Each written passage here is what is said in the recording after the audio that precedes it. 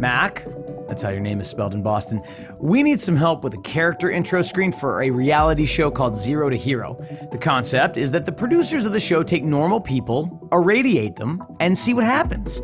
Most don't do well, but some folks have been gaining superpowers. We've got an awesome environment painting from Ariel Costa and a comic book art direction to work with, so it should be a sweet project. We've provided a rough edit with some effects elements from our buddies at Action VFX Tempt In. It's gonna need lots of comp love to tie it all together. Can't wait to see you do your thing. I'm super excited to get into practical effects this week. We are dealing with some virtual elements, but not what we're adding to the shot. This time around, we're gonna take elements that were shot to be foreground and add them to a background that was fabricated. Let's take a look.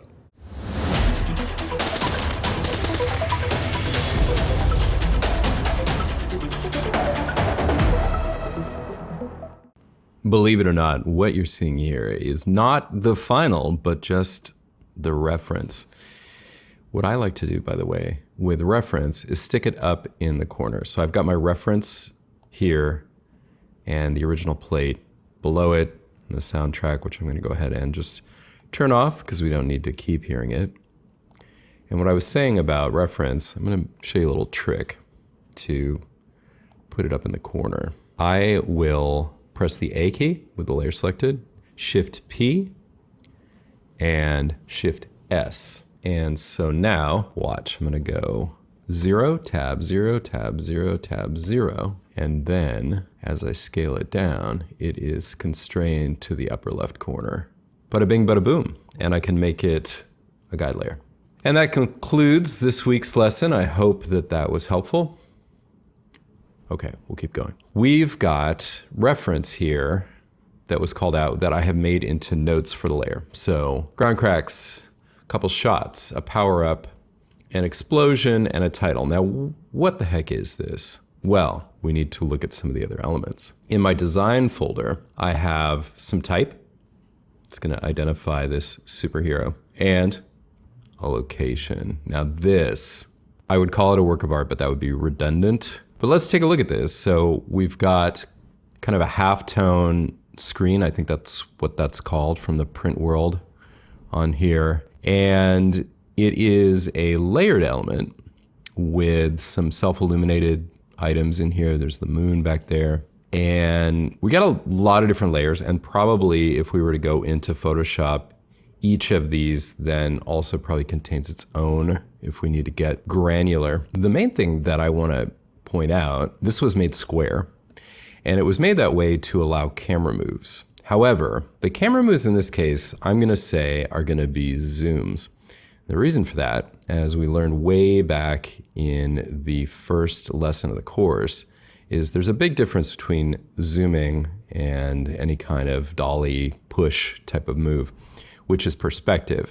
Now, to add perspective here, not only would I have to camera project this art onto matching geometry, but I'd have to separate out these poles. It could be done. It could be done, but not really what we're after here.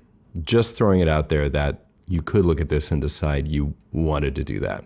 Instead, I want to focus on where I'm positioning my talent in the shot, how we're going to frame it, given that we have all this room, and the practical elements that we're working with, because that is the main thing we're being asked to do here, is key the guy out and then add some pyrotechnical elements. So those are in this folder labeled Action VFX because that is who provided them for us. I went ahead and took all the clips that were labeled as matte and put them in a subfolder. So basically the way it works is, let's just take this one as an example. So here's an explosion, and for whatever reason it is shot portrait, or at least it's saved out portrait. So the matching matte is something that they created for us.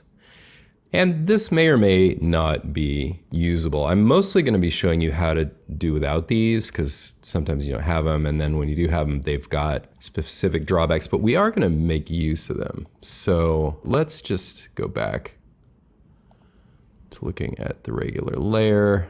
What I'm going to do to skip ahead is pre-select my elements and populate them in here. But I wanted to show you that what we were given is just a bunch of different things. So for example, at the beginning where we see ground cracks, we have a ground crack element. Now when you first look at these elements, it's worth not only seeing what they are and taking a look at their mats, but also checking things like what's the frame rate. So in this case, it's come in with a 60 frame per second frame rate. Now, that means that if I just drag it in here, 60, 24, they have common denominators, but they are not directly divisible by one another. You don't get an integer if you divide 60 by 24. So we get kind of an uneven frame rate, which probably doesn't matter that much. More to the point, how fast do we want this thing happening? I think at 60, maybe feels a little fast, but on the other hand, this is the type of effect, as will be a lot of these, they happen in an instant. And so it may be appropriate to just leave it there. But at this point, I could either make all the elements one frame rate so that they're uniform. And the way to do that would be to go to interpret footage and assign, say, my actual frame rate for the comp. And then having done that, I would remember that and paste it to all the rest, including the mats. And now, if I play it back, it's gonna be as if it's in slow motion, which is a little weird. But we're gonna be using time remapping. So I'm gonna go ahead and say that is my starting point here. So I'll lay in that one, and you're gonna have the option with your own exercise to make your own selections as well. For the shots, we have things like muzzle flash from an Uzi, and then we've got some hits. So where the bullet hits something, and we've got spark hits, and we've got wall hits. Ooh, yeah, that's pretty nice. So that's like plaster blown out and stuff like that. And then we get into the more mystical stuff, the power up, which I believe is from anime. And so the power up is going to be an imaginary thing that's going to use, I did notice something pretty nice for that. This spell hit, what is this? Ooh, okay. So it's like an explosion, but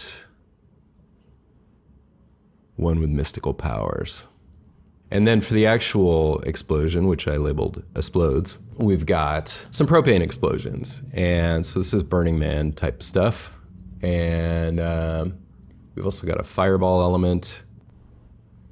Very cool. Now, I'll get into explosions a little bit, but one thing to notice right off the bat is these are gaseous. They don't have matter in them. And in this case, this is kind of a magical thing we're doing, so that's perfectly appropriate. But there are cases where if you're blowing something up, a propane explosion can be kind of limited because it looks very airy and light. So that's kind of explosions 101. Is it a gaseous explosion, or does it have a lot of chunks in it?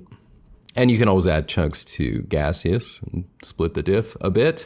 And then at the end here, we're going to have our title. So I'm going to do a bit of basic setup and come back. This is a green screen to be pulled and some basic just laying in of elements and so on. Motion graphics artists are well aware of the paradox that although everyone appreciates the nuance in your final result, a lot of the work is done just in blocking in and basically timing elements and putting them into place. And I've actually now ended up spending quite a bit of time not just selecting my elements, but also putting them into my timeline. And not only that, but because with his action of how he shoots, I needed to move him back so that he can hit some things in the scene, I added another comp where I do my camera moves, except they're not really camera moves, they're zooms, and then, well, rather than me describing it, let's take a look.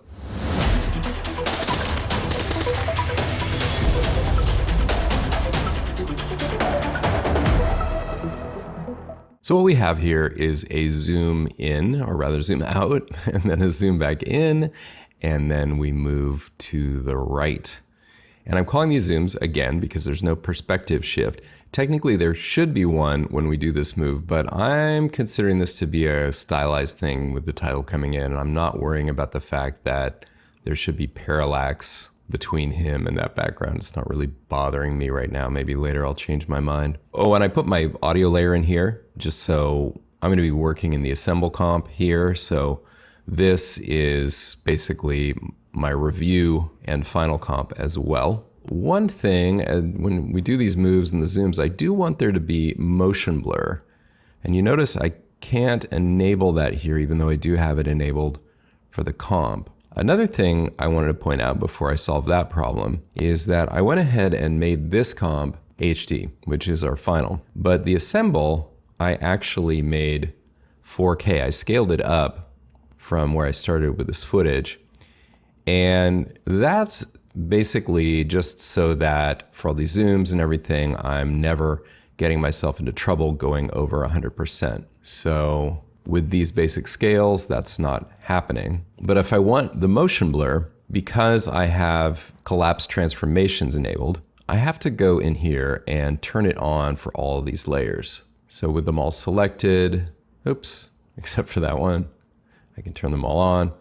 Now this one at the bottom has the same setting. This is my matte painting. It is scaled above 100, so technically I should have it using collapse transformation so that I keep the maximum amount of resolution. However, because I'm then scaling it back down in half, I'm not going to worry about that. So I'm going to turn it off here, and that will allow me to just happily have motion blur on. These kind of collisions do come up sometimes, and you have to kind of logic out your choices there. But going from 4K to 2K gives us quite a bit of wiggle room. Now, as you can see, I've color-coded my sort of sub-sequences within this one shot, and we're going to be going through each one of them one by one. But to show you what I've done so far, I'm going to show you a trick that I like to use when I'm looking at someone else's project, or even my own, when I'm trying to figure out what the heck I did. That's to select all the layers, click UU, and it reveals everything that I've adjusted in the properties.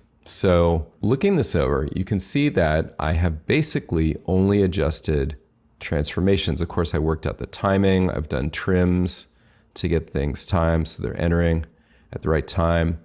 Timing-wise, I've left almost everything at its 100% time stretch, which we're going to change because remember I set these all to 24 FPS. So they're going to run kind of slow right now, but that's my starting point. The ground explosion, I went ahead and changed to 25% here, so it's running quite a bit faster. It just really wasn't looking right and it was hanging around too long. That's the only one of those I changed. But anyway, the Uber key is showing you that I've scaled and positioned things, rotated them in some cases, and adjusted the anchor points.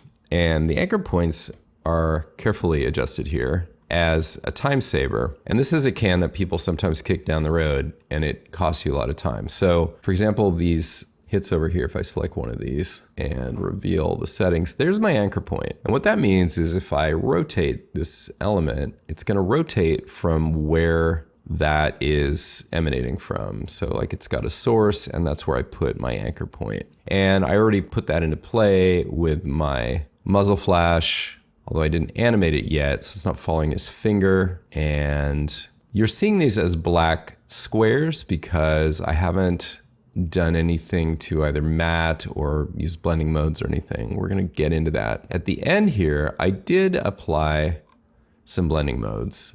Specifically, you can see add mode on these fire elements. Add is going to be your basic way to comp fire. And you see the benefit of it is you don't have to matte it and it already looks gaseous. And you also see the disadvantage, which it's looking a little thin, a little insubstantial. So we're going to be working with that. But as a starting point, I just did that because otherwise it would be blotting out my whole scene, since these end up being, particularly this fireball ends up being a full frame element. It actually took quite a bit of time to prep all that, so I saved us time in class doing it, but don't expect it to be automatic. An important part of this whole process is choosing your elements, getting them lined up and timed out and roughed in, and getting where we're at right now to the point we're at. That said, it's mostly a lot of editorial decisions.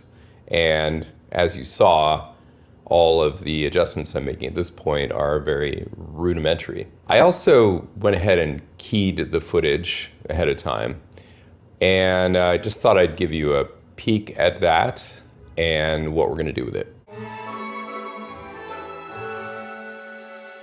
Now, the key on this one was pretty involved, and so I'm going to take an extra step that I haven't really done before. When I say involved, what I have in my setup here is 3 copies of the same keying operation where I separated the upper and lower parts of him as we've done before. Oh, by the way, one thing I wanted to throw out there, when you do this, if you ever see a line where the mats overlap like that, just switch your top layer to alpha add, and that will remove that. And then the way that I did the overall mat was my 3-pass method, where I've got a garbage mat on the outside that has a stencil alpha, so that's a spread out mat. You might have seen the green around him in that other view, like that. And then the main key, and then a core mat to just fill in holes. And then I've got spill suppression over the whole thing. Now, this takes a while to render. I noticed when I was previewing it, it was pretty slow at full resolution. And so what I'm going to do is actually reveal this in the project. I'm going to right click and choose Create Proxy Movie.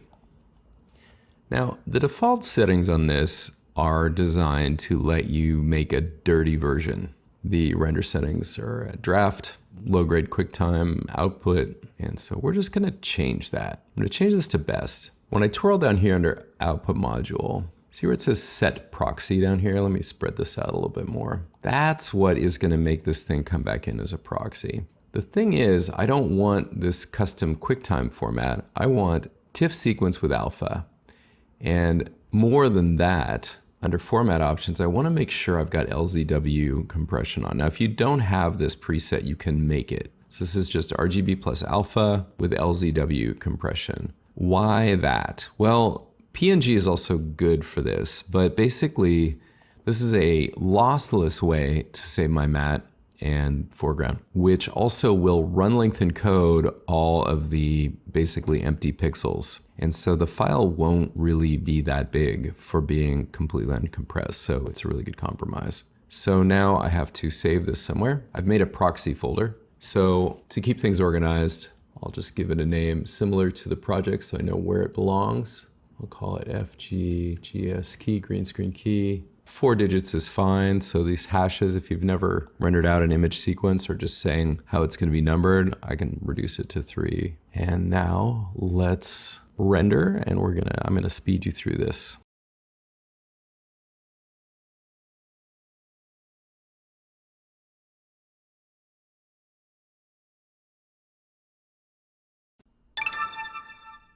Now, I didn't get a proxy out of that. And the reason is that I didn't go back here and set the post-render action to create proxy. So when I changed to custom TIFF sequence, it blew that setting away. It's a very common mistake, but there are a couple ways around it. You can go change the preset for proxies. I'll show you how to do that. So under here I say make template. Under movie proxy default, I'll just switch this to TIFF sequence with alpha. And I don't need the new setting, so I'll delete that. And so now when I create a proxy, it will actually use that and I won't have to change it. But since I blew it, I'm going to say set proxy.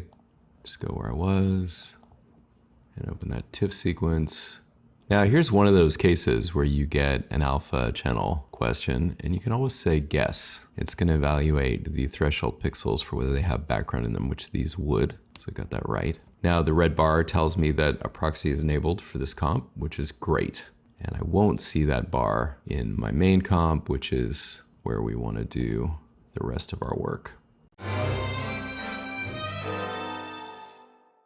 The name of the game with Practical Elements is integration. Let's face it, a lot of artists, After Effects, Photoshop, what have you, when faced with some images that are either maybe without an alpha channel, or maybe they have one, but it doesn't help you make it not look like this kind of clay thing with ground cracks in it, or they look at fire and don't necessarily know how to deal with it. That's what we're going to get into now, and I'm going to give you some guidelines of how the pros do it.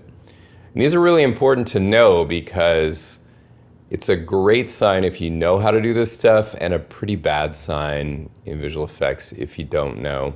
And now for the integration. I have a couple of options here. There initially was this footage, which is an MP4 of the ground crack over black, and there was a separate alpha channel image for just this holdout area supplied by Action VFX, and I could use that. But I inquired a little further and found that I could also get an EXR image sequence, and that's what I'm going to use. And I'm not going to break it open just yet as a full EXR. Right now I'm mostly using it just to take advantage of the fact that it's already matted, but we may revisit this question. So I'll just delete the MP4, and the way that I'm going to integrate this, there are multiple options, but I'm going to go with overlay mode. And overlay mode, you could think of it as kind of a mixture between multiply and add, or darken and lighten. And so middle gray counts for a lot here. So to integrate this a bit more, I'm going to pull out the levels effect and watch what happens. There's a couple things I want to do. I want more contrast, and I also just want it not to even be making a discolored pool around the edges. So if I bring up the black contrast, that's making it nice and dark. And then if I bring down the contrast white gently, that's about the amount of contrast I wanted. And then I just mess with the gamma just a little bit. And at some point, you'll never know I was there. Now, if I solo the element for a moment, and just look at my info panel, you can see that the blue levels are slightly higher and the red levels are slightly lower. So if it's looking a little bluer in there, I could go into the blue and just mess with blue gamma just a little bit. Go into red, do the same in the opposite direction. And that pretty much covers up my fingerprints. So that already looks pretty good, right? But wait, there's more. Below this layer, I'm going to add an adjustment layer. So I'll select the background, and under layer, select new adjustment layer. There is, of course, a shortcut. And this is going to be called displacement. Under the distort menu, I'm going to choose displacement map. And as my map source, I'm going to go to that same ground crack layer. And let's just see what happens if we crank this a bit. So, I mean, we could really glitch out here, but all I want to do really is just disrupt things. Now, there are areas that are getting this where I don't want it, and there's a reason for that. The simple explanation is that my displacement map is not the same size as the overall comp. And so the effect is looking at the layer as if it were the same size as the comp, or rather, as the same size as the layer which it's being applied to, which is the same size as the comp. So all I need to do is pre-comp. I'll move everything into the new composition. I don't need to open it, and I'll just call it ground crack adjusted. And I just need to once again set overlay mode. Now the displacement is only affecting the area where that map lives, and it's too much. So the way this works is it uses a couple of color channels to disrupt pixels in specific directions. So it's really a cheat. It's looking at the red pixels and saying, okay, we'll move those. The more red it is, the more we'll move it horizontally 9. And more red, I mean the more bright the reds are. So really, this is a pretty grayscale map. So it's not really differing red to green in this case. So there are other cases where that would help you out. I think we may get to that at some point in this course because it's a good way. In fact, we may get to it in this specific lesson because it's how you make heat haze. But right now, it's all grayscale. The point is I'm just choosing how much to displace in horizontal and vertical direction. the vertical's not reading as strongly, so main thing is that where the ground is all disrupted, I want to see some disruption of that yellow line, and that is happening likewise with the white lines on the side. So I'm going to call it good. So there's a case where we were working with a 3D element that is unshaded. And if you work on your own, it might not occur to you that you don't actually have to solve any of the shading in 3D, and that you could do it all in comp like this. And on the whole, it gives you a lot more control to do it that way, since you're having to integrate it in comp anyway. So now, having done that with the 3D element, let's take a look at some actual practicals.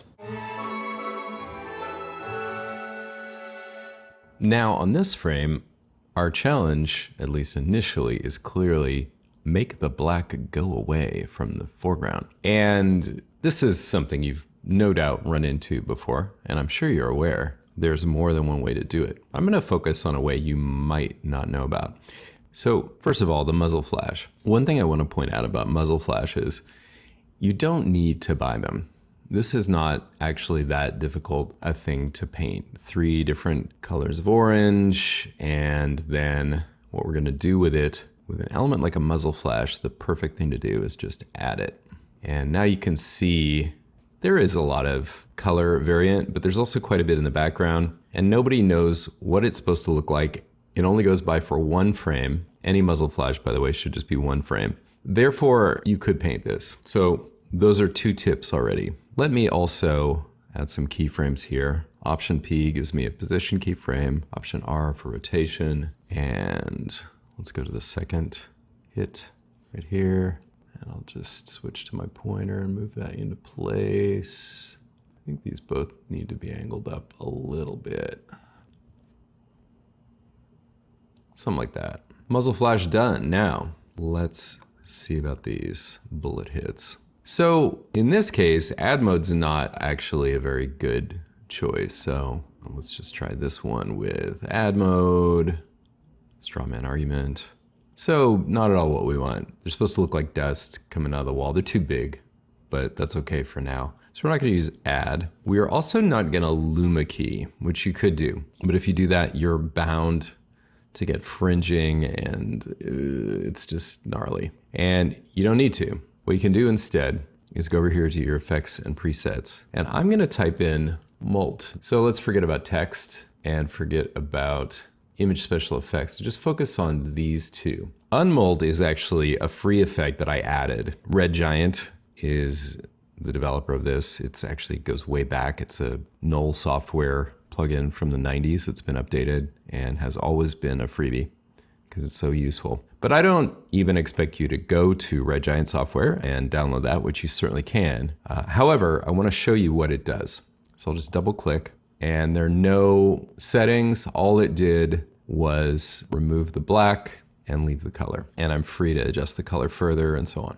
But that's all it did. I'll undo that, and let's go with alpha from lightness, parentheses unmold. And this is under presets, animation presets, so image utility. So this is where Adobe has put together effects into these useful little utilities for you. And so let's try this one. Well, this is looking somewhere in between the 2 things we saw. It's more solid than add mode, but it's washed out and bright like that was. The problem that I have with this effect is basically that it uses shift channels lightness, and it doesn't help to choose a different option. Luminance is basically the same thing in most cases. It would help in this case to choose red because these elements are predominantly red. So again, if you weren't looking, that was before and after. So you can see that if I made this red, in this case, that would work better, but that's such a kludge. Let's not do that. So I'm going to undo everything. Actually, I'm not going to undo everything. I'll leave the effect, but I'm going to make a change. So we're going to go into channel. Under here, there is an effect that unfortunately is marked as 8-bit called channel combiner. But I'm not going to worry about the fact that it's 8-bit right now. I'm just going to move it in here, turn off shift channels, and I ruined it. But what I have to do is change this to max RGB. So I'm getting the maximum, which in this case is using the red because it is the most prominent. I'm not going to send that to lightness. I'm going to send it to, you guessed it, alpha. And by the way, we're not looking at a very great looking frame, but just compare as we move ahead and we get more of the, see, it's just looking a lot better. And I can make it look even better than that. I'm going to get rid of shift channels. And I could save, by the way, I could save my own animation preset with this setting instead of the Adobe one. And yeah, the warning sign's up there that it's 8-bit, but most of the time that's not going to mess you up because the type of elements you're applying it to aren't going to be high dynamic range color. That's my excuse anyway. Another thing I'm going to have to change here is the timing, because obviously I set these to 23.976 frames per second, and that's just going to be too slow. They should happen fast and they should be short. So let's just solo them, and we can leave in the background for a second. And let's see what we can do here. Now, before I go on and loop a preview of this, I want to make a quick point here. I'm working at half res, which is fine because I'm just previewing elements, but I've got my other elements showing in the scene. I've got the gunfire and the ground cracks, which are an EXR, so it's a heavy element. And I've got my green screen key, which I actually proxied, so that one's performing pretty well. The ground crack, I'm not willing to proxy. I want to keep it as is. Therefore, I have another option besides soloing layers to speed things up, and that is to use a region of interest. So that's this little button right down here. And this region of interest is big enough that it would include some of the ground crack. And you might think, well, where it was, it's only a little bit. In Nuke, that would help you, because Nuke is a scanline renderer and it only looks for what is in the exact area of frame where you're looking, basically.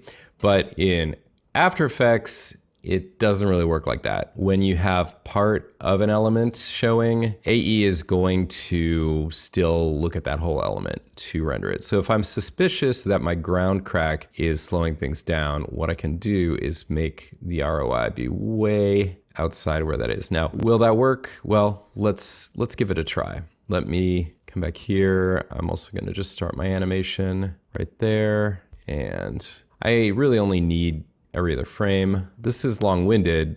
ROI is very quick if you ever want to speed things up. And again, it's just for when I have a lot of elements like this. Let's see what it does. Okay, well, things were chugging. They're still chugging a bit. So that may or may not have helped, but it would help for cases like I just outlined. It's possible that that ground crack is actually really still occupying this part of the frame, even though it's masked out here. I don't know that fine a point about how these work. Regardless, let's evaluate. And what I see is that my 3 bullet hits are about 4 times too large and about a quarter the speed they need to be. And those are both going to be easy to adjust. The other question you might have is, why are there 3 when we only had a couple muzzle flashes? Well, the muzzle flashes can happen on frames where we didn't have the camera pointed on them, or bullets can be fired without a muzzle flash. So those are both good reasons. The sound effect had more than 3 bullets being shot, so I'm just going with this. And this is still, pretty simple way to do it. All I want to do to improve it in a simple way is to go in here. Now remember, I set the anchor points to the base. You can see them there. So to go 1/4 the size, I just take 20%, make it 5. Actually, that's another tip. Hold on, let me undo that. I can also, if the math were hard, which it's not in this case, I could say 20/4, 20 divided by 4, and that also would do that. And let's see if the same thing works in stretch. So I want to stretch it to 25%, which is 100 divided by 4, and that also worked. It works almost everywhere in After Effects to do that. All right, let's preview it again. I'll probably tweak the color, but that's the basic idea. I don't know if they're perfectly placed. It's the basic idea. So the stuff we're learning right now is not technically all that hard. It's just not common knowledge. And if you didn't know some of these approaches, you might really struggle with kind of the more on-the-nose kind of means, like pulling a lot of keys and stuff. And often with these types of practical effects, blending modes and other effects or pipelines that help you deal procedurally without pulling a manual key or pulling out RotoBrush or what have you tend to be the ones you want to use.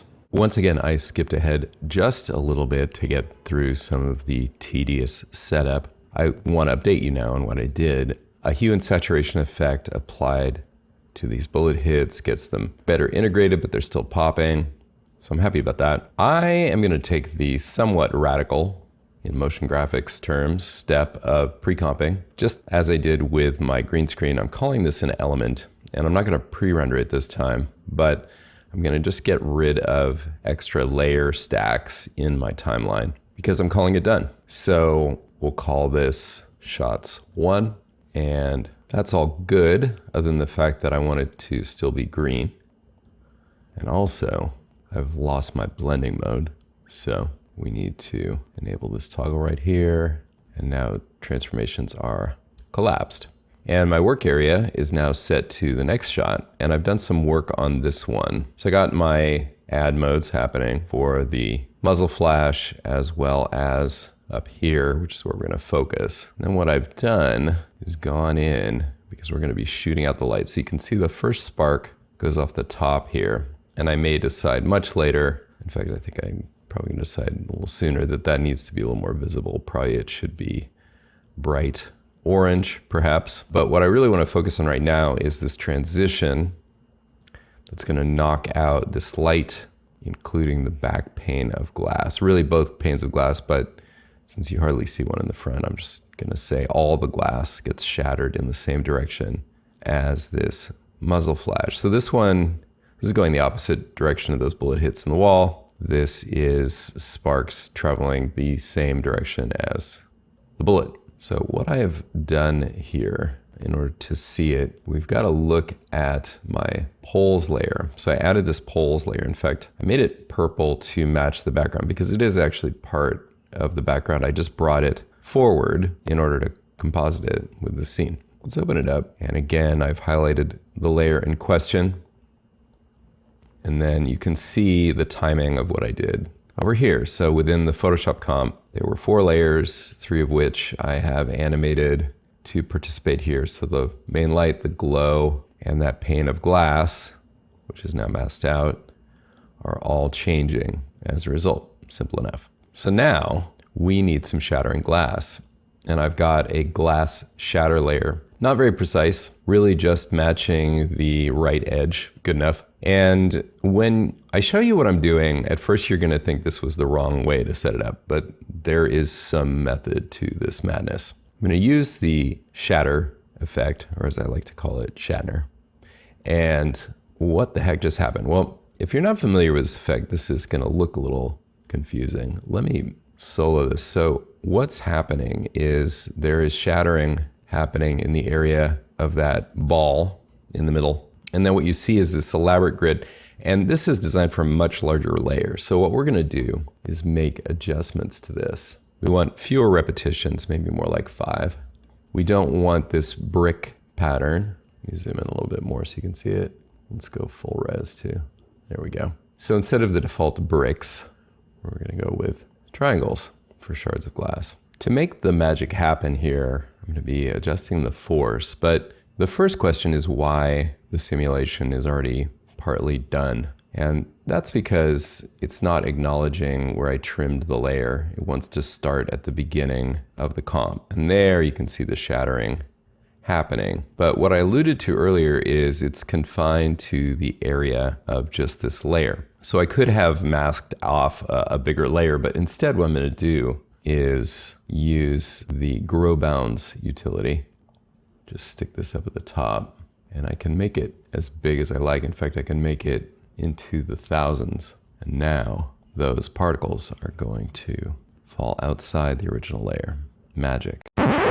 What the heck just happened? Grow bounds is actually such a bizarre black magic kind of thing. And if you think about it in terms of any other compositing program, it's really, really simple. Let's start with what we started with, which is just a layer with really pretty small proportions inside a comp with very large proportions. Now, you and I both know any effect we apply to that layer is just going to be applied to that layer. And that includes a particle simulator like Shatter. All that Grow Bounds is really doing is just expanding the area where anything below it in the effect stack is going to calculate. It's something you would just completely take for granted if you were working in Nuke or any other nodal-based compositor. So let me just kind of zoom in here. I'm going to hold down Shift key and bring this back into range to where it has a direct effect on what we're seeing. So now, if I just kind of swipe through here, you can really easily see where the boundary is, and it is just expanding out on X and Y from that layer. And for the most part, this can really add to your flexibility and get you out of a jam.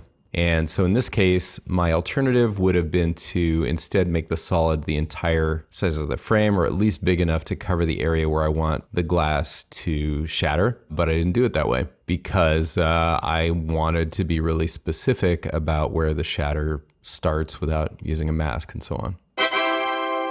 So now let's look at adjusting the force and the physics, because right now it looks like the glass is falling straight down and I need it to shoot in that direction. So sometimes it's easier to manipulate things from the numbers. I'm just going to move this one down to, well, let's just make it 0. So that'll be the left edge. And I'll increase its radius quite a bit so that it encompasses the frame. It doesn't have to necessarily be larger than the frame. I just want to knock out all the glass. And then the strength, I think I'm going to max out.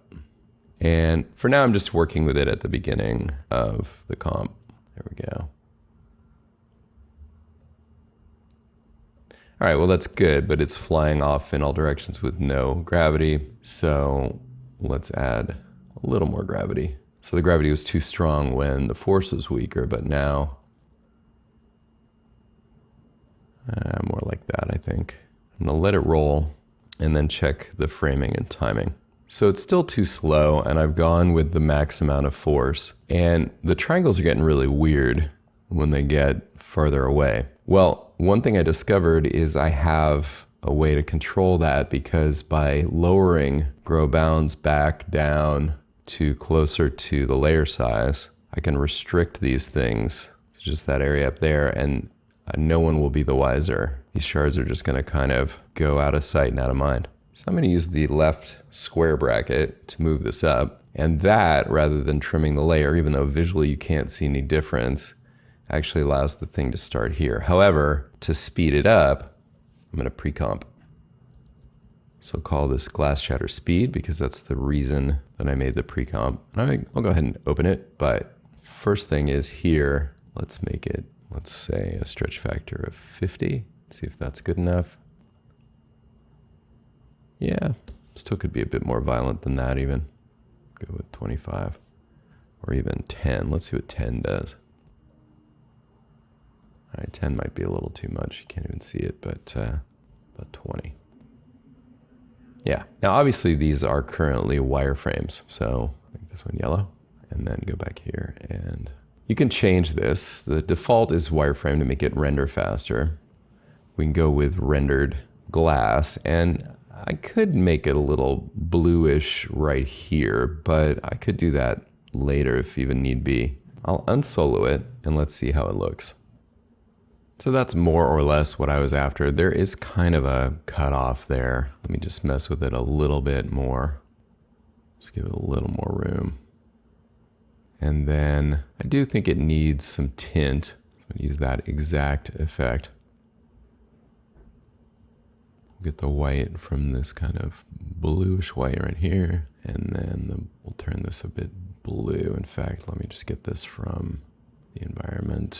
Yeah, like that. And so once again, in order to call this done, I'll pre-comp it. Now, I didn't mess around with the shading. By default, it's using a distant light. You could throw in a point light instead, but really this whole thing is so cartoonish. But there are some more things, despite that this shatter effect is ancient, that you can do. Anyhow, let's just call that one done as well.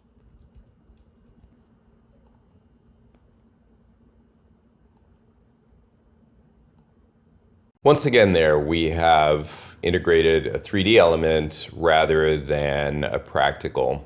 But honestly, for something like breaking glass, Chatter's crude, it's very old, doesn't do anything very sophisticated, but for a simulation like this, perfectly adequate, and once again, saving you a lot of trouble when you imagine what it would take to either match a practical or maybe even go to more lengths to 3D model this. Not always totally adequate, but in this case, I would say so. Now, the next item in here is marked Power Up, and that means it could be anything. I looked this up, and it seems to be from anime, and the examples that I saw tend to have a lot of energy, and it often happens in like a cone or a cylinder or a cyclone. And so I think what I want here is, in addition to this magical element that starts off looking like a fireball and then, I don't know, goes all unicorn here at the end, I want some more color. So I'm going to just spend a little time setting up and prepping some elements, but keep in mind this could be anything. So I'll work for a little while, and then I will probably skip to the end and show you where I got to. For the sort of column kind of look, we know how to do that. So to prep it, I'll pre-comp this spell. And there it is. Now, I'm not sure why there's so much extra space in here, but let's just get to the point where it's most spread out. I'm going to open scale, and I'm going to scale this thing up, and I'm even going to non-uniformly scale it so that it's wider than it is tall, something like that. And then back in the main comp, I will add CC Cylinder, our star from Screenless. And there we go. Well, let's see. So this is definitely going to be an add mode kind of feeling here. And that's all fine. The radius needs to come down so that it's roughly the area that he's kind of embracing here. Just scoot it over a little bit. And let's just take a look at how this thing animates on. I'm going to do that in the pre-comp. So it goes right from the center. And it really quickly, just over a few frames, expands to full size and then does its little dance. So just that is already kind of a cooler idea than where we started. And now, really, I'm just going to build on this. It's going to be like theme and variation on that. And it's going to pop on, but I actually kind of feel like I'm okay with that. Now let's just make a couple more elements. And remember, this is just me freestyling. So I'll make one called Lightning. And that should be comp size. It doesn't matter with the color because I'm going to apply Lightning. So there's two flavors of Lightning. I'm going to go with Advanced. They're both 8-bit. All we really got to do here is set the origin below and the direction above. And then let's just mess around with the turbulence and the forking and then the decay. Yeah, something like that. Let's see if it animates. So the thing that makes this an advanced plugin is that it doesn't animate by itself. And, you know, a long time ago, that would have made this very tricky to use. But we know what to do, right? So animating the conductivity state is going to make things happen with this. And I think I can make it branch out a little bit more. Let's see if I increase the turbulence. And let's just animate this conductivity state. And let's see what that looks like. Yeah, that's the kind of idea. Now, let's just see what this looks like underneath that other layer. So I think I want it to be either contained in there or somehow also participating in the cylindrical feel. So once again, I'll pre-comp this. Let's just take the scale and non-uniformly make it really wide. Make sure we're sort of staying within bounds here. Yeah, that's the idea. And once again, over here, we need the cylinder effect. In fact, I'll just borrow the other one. Use add mode again. This time I want a larger radius. So let's go with like, I don't know, 30. Yeah, and it's gonna have to be shifted over to match. go with 35. Okay, now that, once again, is not animating. Oh, I see what keeps happening. Pre-comping, I can see what you guys complain about it. Just kidding, I complain about it. The simpler way to do this would be with an expression, and then I wouldn't have this problem, right? So let's do that. It's gonna be time, and time is measured in seconds. So the way I had it, I'm not even sure how much it was progressing, but let's just say times 10. Let's see what we get there. It's gonna be chaotic movement no matter what. And then, dope. And now one more. Here is a lovely explosion element. Turn off these other solo layers. So it's gonna get the same treatment. Pre-comp it, and this one's going to be fire for power up. And I call it fire because what I'm really interested in the orange color here. I've already got secondaries going on, like I've got a green and kind of a purple, greenish, purplish. So we're gonna go orangish now. And for this guy, once again, widen it out so that we can cylindricalize it. And then over here, grab that cylinder effect again and paste it up here. And then widen this out again, maybe to 45 this time. Now with add mode, layer order doesn't actually matter.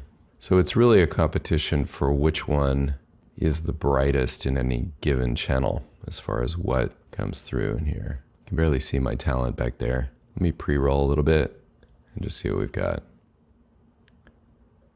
The basic idea is awesome. And now what I'm gonna dial in is things like opacity, softness, add a little blur, and I think I'm gonna go ahead and do that not on camera, just because it's a little slow and noodly, and I'll show you when I'm done. Skipping ahead, I have exposed here everything I did, which was really simple. For the fire element, I have it animating in for opacity from 70% so that he's not quite so whited out toward the beginning. I want to still be able to see his motion even though I want it to be white hot. And then I have the fire element time remapped so that it quickly extinguishes at the end. The lightning has this mask that you can see exposed, which animates up and down, and it's very soft. It has a 200 pixel feather on the y-axis, and that is going to be my core element, those three things. I think I scooched them over to the left a little bit too to just get them fully lined up. Now, having done that, I'm going to pre-comp them. I can trim this one down and take the three of them, and we'll call this power up element. And I have a couple of reasons for doing this. I don't need to open it. Add mode. There's a couple of reasons I wanted to pre-comp. One, I think I want to scale this thing down horizontally just a little bit, all the elements. The other thing is that I want to do some displacement on him. So I'm going to use this as a displacement map. And right above the talent layer, I'll add an adjustment layer. And this is going to be called displace.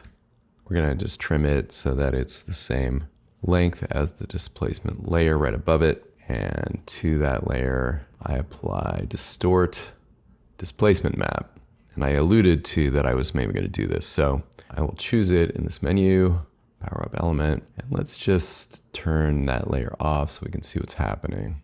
Let's make it a little stronger. I'm going to go with, what the heck, negative numbers this time. -10 in both directions. And let's see what that gives us. Yeah, so what I'm wanting is the feeling that this thing is creating heat distortion on him behind there. Yeah, and that's going to do it. Let's take a look. There's a little bit of a jolt when that cuts in, so maybe I need to animate it on. The other thing I want to do is just soften this element just a bit. And I'm going to use a very crude fast box blur of about 20. And as you can see, there were probably 24 different decisions in there that could have been made differently, and then there are about 1 million other things I could have done with this. Looks like I need to animate that thing off as well, but that's just housekeeping. All right, well, for now, that is that, and we're gonna move on to the final thing and any touch-up. So this is one of those elements, if I'd had to do it over again, I probably would have come up with a whole different approach just to keep myself kind of engaged and interested. As you could tell, some of my choices were arbitrary and done completely by intuition and feel. But in the end, what I was going for was something that would feel like it's got some real practical energy to it, like everything we're doing in this scene. Now I want to show you how I did the ending. Here is part 1. And this kind of looks like A over B, the fireball element added over the background. But in fact, it's been sweetened a little bit. Here is a fireball with add. I have just 3 layers soloed here. And that one has nothing else on it. It is just the raw element in add mode at 100% opacity. So if I turn that off, I'm left with a kind of weird looking element. But this one I am using to provide a hue underneath the adds. The add is basically adding that orangey, fiery quality to this element. And this one has unmult applied, so if I solo it, it doesn't look like much over the checkerboard. It has an alpha channel, and both of these layers are also time remapped so that the ball comes roaring out, the fireball comes roaring out fast and also dissipates fast. So it comes quickly to a peak and quickly goes away. And the opacity adjustment was made relative to that add layer above it and the background behind.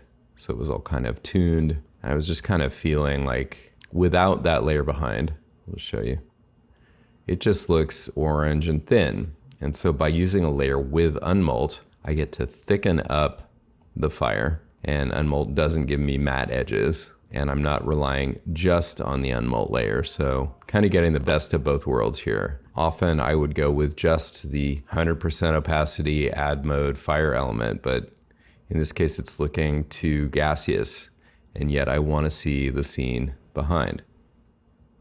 I think you're getting what I'm meaning. Let me turn both of these off and show you also the background, which is just getting interactive lighting. So it's just an additional touch there. So the other layers I've added in here as part 2 are adding ambience. And one of them is pretty minor and the other one is big, and I want you to know about it. Let's get the ground explosion out of the way first. So again, I've time remapped this to give it a specific kind of aggressive timing. And so as it comes in, it's filling in this hole here. You can see it there. I've given it, again, a kind of rosier color. So it's kind of like the heart, if you will, of the explosion. It's just filling in a gap that appeared and really at one point seemed very significant, and then now is really playing a supporting role. You know how those things go. And I animated the hue and saturation just because at one point I wanted it to be much rosier, and then I wanted it to fade in and out of being more orange. Compound blur. To show you this one, I'm actually going to turn off these others and just turn on this one plus that ambient lighting that I showed you on the background. So see this blur growing out of the center? It's growing out of the center the same way the fireball does, and the reason for that is that it is actually set to use that fireball layer as a reference for the blur. It's using the luminance, and so the overall luminance of the fire, where it's brighter, it's blurring more. Why do this? Well, this is how heat in air behaves. At least this is what I understand. There's a heck of a lot of water in air, and when it heats up, you get steam, and it is natural to see this blurring behind fire. We looked at heat ripple before, but here this is a different phenomenon where we are just blurring things out as they do behind heat, and it just kind of looks right, and it very neatly follows that fireball. Compound blur is useful for any situation where you need some ambient steam, foggy kind of feeling. So if you're adding fog around the Golden Gate Bridge, maybe that's also going to have a little compound blur behind it. But heat elements like this really look right if you add it. And then the displacement that we were doing before, that kind of heat haze, is something that you might see within or above a fiery element. And they're both really fun to play around with. So the next thing I did was just get in and adjust and animate the time remap and the opacity of those elements a little bit so they're really tight with the title coming in. I really wanted to just go woof and then reveal the title. The next thing that I also added is just a simple contact shadow for his feet, and that's just so he doesn't seem to be floating. It's been a question whether I need to deal with the shifting ground to further get him embedded into this element, and for now I'm just relying on the shadow to do that for a couple different reasons. One is this pretty stylized background, and so the question of course is, are any of the rocks covering his feet to where I actually somehow need to deal with that? And it looks like no to me.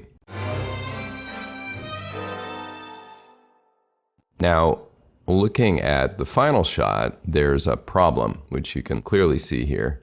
The displacement map for the ground crack is off. It seems to be affecting lots of other parts of the frame that I didn't intend it to. There's one other thing I also noticed when we get in here. The motion blur is not being applied to everything. It's on him, but not on the background. There's a perfectly good reason this is happening, and it has to do with collapse transformations, which is set here.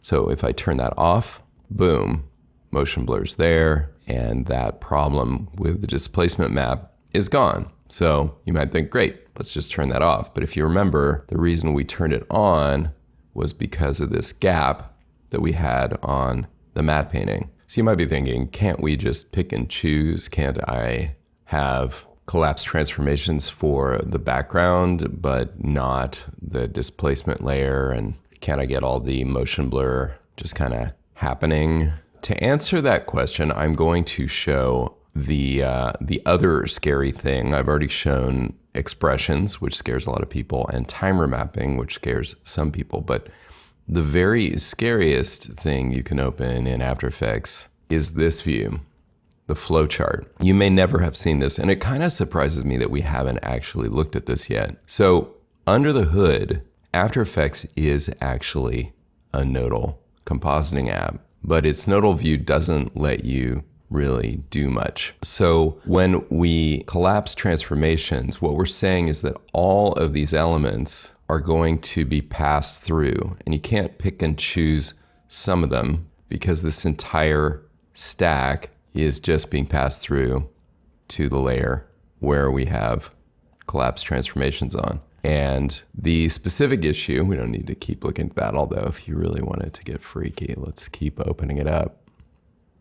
So imagine actually if you had to work with After Effects nodally, there'd have to be a lot more that you could actually do here. You can't adjust effects here, so really this is just basically a way to appreciate how much goes into your shot and occasionally solve a logical problem. So you may have noticed that flowchart view, the node view of After Effects, lists the effects that are applied to a given layer, but of course doesn't give you any means to change anything about them or even open up the effect panel. Likewise, you can't do any timeline stuff, which is why we have the timeline. One thing that's less precise overall than with a node-based compositor is, if you noticed, all the layers were flowing into one other comp, so all the subcomps are considered equal. But in fact, the truth is in 2D, they're passing along one to the next, and they start at the bottom and go up. And you probably knew this, but it's worth keeping in mind, because when render order comes up, cases like this, it's helpful to know that in 2D, After Effects starts with the bottom layer and then goes top to bottom with all the twirl down, everything you can twirl down and see. So transforms below effects, which are below masks, and then it goes up to the next layer and does the same thing. 3D layers, of course, add a different wrinkle because they need to dynamically interact with each other in terms of which one is forward or back. That's maybe one reason not to show it this way in this view, but more to the point, this isn't truly representative of what's actually happening, which is an order of operations like you would see in Fusion or Nuke. Back in layer view, and whew, isn't that a relief. I'll remind you also that we scaled up the background matte painting. So before I make any adjustments, well, I will turn off the broken displacement layer. I'm gonna go back here, set this to full, and take a reference. My solution is gonna be to duplicate the Pyro City background and pre-comp it, and the pre-comp will be called Pyro City Displace. And having set that, I can take the effect from my displacement layer and apply it directly now, and then I'll just delete that other displacement layer. Now, if we go back into the zoomed in comp, I'm gonna go way in, so we're at full res. And you can see that, let's go outside of the displacement layer. The pixels are getting a little softer because of that 128% scale that's no longer getting passed through. So what I'll do, one more step, is give myself a track matte from the ground crack. Remember, this has an alpha channel. That's not going to be perfect because there's this extra area out here that'll be affected, but the rest of the image is now identical. So the only change is down where I'm wanting the displacement. And that's assuming that that slight softening is bothering me. But in this case, it's avoidable. And it's part of the whole reason that we went down this road. Now, these render pipeline issues are tricky to say the least. And sometimes the only way to really figure out what's going on is just to stubbornly sit there and test things out, especially that A versus B kind of view that I was showing there, to just make sure I understood what was going on with the softening of the overscale. And that way you don't get any bad surprises when somebody else notices a problem and you missed it, and then have to figure out how to fix it. Or even worse, it gets through and then later on you're like, ooh, I probably should have caught that. Hopefully that doesn't happen. Not to you. So we know that when collapse transformations is on, motion blur gets passed through. So it's turned on, we see it on him, but nothing's happening on the background. I'll select all the layers here, and I don't think there are any I need to not have with motion blur, so I'll just toggle them all on. That does not solve the problem. And the reason is, well, it partly solves the problem, but for example, certain elements are not participating. The reason for that is there is collapse transformations on some of these layers as well. So guess what? I've got to go into those and turn on motion blur for all of them as well. They do not, in turn, have another collapse transformation, so I don't have to keep going. But I do need to get all these, including the poles. And those are all collapsed. So at this point, you ask yourself, really? Yeah, really. So now that means these would all have to be turned on if I want to leave it set up this way. So I'll just finish that. Let's see if there's anything else left hanging out here. The shots, those are single layer and they already have motion blur turned on. So I'll take care of this little bit of housekeeping off camera and be right back.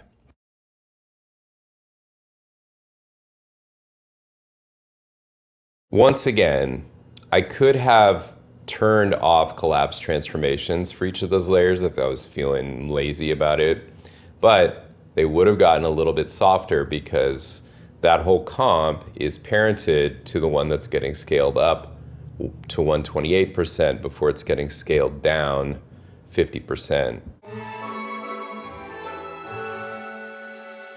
Now I've actually broken something that I had set up before, which is my interactive light.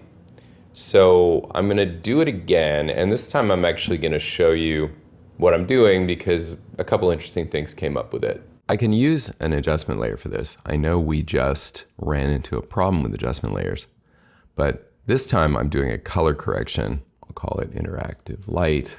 it doesn't matter that it is a 4K adjustment layer. I'm going to apply the exposure effect, and if I just use exposure, I'm just brightening up the background. I want it to be mostly red. I can do that by switching to individual channels and cranking up the red. Now to see what I'm doing, I'll go back to the beginning here. That's kind of the idea. I could make it even a bit stronger, but also I want to balance it out. So I'm going to pull back on the green exposure to give it a more orangey tint. Well, I actually need to come up, but not as much on green. How about that? And then where I'm going to pull back is actually with the blue to get it out of purple world. So let's have a keyframe for those at our peak, something like that frame. And I can use the U key to expose those keyframes. Then I'll go back to my first starting frame here, and I'll reset each of them to set it to a 0 keyframe. Copy those, go to the last frame of this section, and perhaps just add some eases as well. And let's take a look.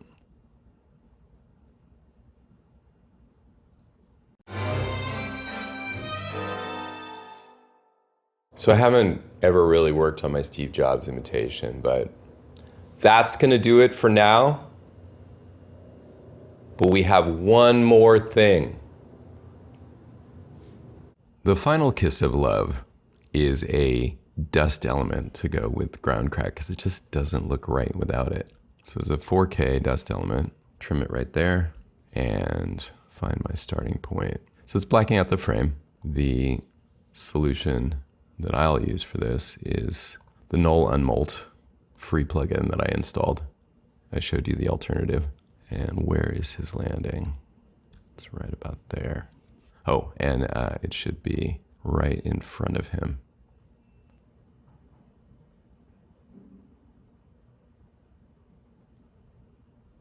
All right, well, I will center it. Not sure what I think of the color, but I think I'm just going to leave it. It is dust colored after all. And let's just see where we end up. Oh yeah, that is great.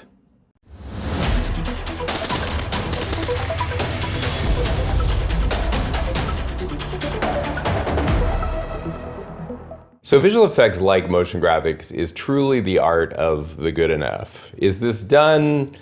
Yes, in the sense that there's no longer anything that was really upsetting me that's now bugging me so much I can't just put a bow around this one. I say this because, again, the choices I made here were mine, and I really look forward to seeing what you guys do completely your own, given the same basic brief.